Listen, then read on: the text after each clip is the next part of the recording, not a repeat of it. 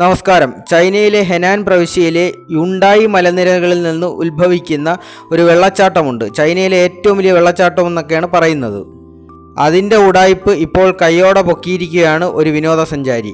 സംഭവം എന്താണെന്നല്ലേ, ഈ വെള്ളച്ചാട്ടം എന്ന് പറയുന്നത് ഒറിജിനൽ അല്ല.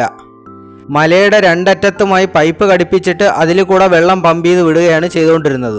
ചൈനക്കാരുടെ കഷ്ടകാലത്തിന് ഏതോ ഒരു സാമദ്രോഹി ഇതിൻ്റെ മുകളിൽ കയറി വീഡിയോ എടുത്തതാണ് ഇപ്പോൾ വിനയായത്.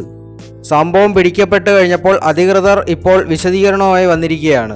ഉണക്ക് കാലമാവുമ്പോൾ വെള്ളം പറ്റും, അപ്പോൾ വരുന്ന വിനോദസഞ്ചാരികൾ നിരാശരാകണ്ടല്ലോ എന്ന് കരുതി ചെയ്ത ഒരു താൽക്കാലിക അറേഞ്ച്മെൻ്റ് ആണ് എന്നതാണ് ന്യായീകരണം. ചൈനക്കാരെ ക്യാപ്സ്യൂൾ ഇറക്കാൻ പ്രത്യേകം പഠിപ്പിക്കേണ്ടതില്ലല്ലോ.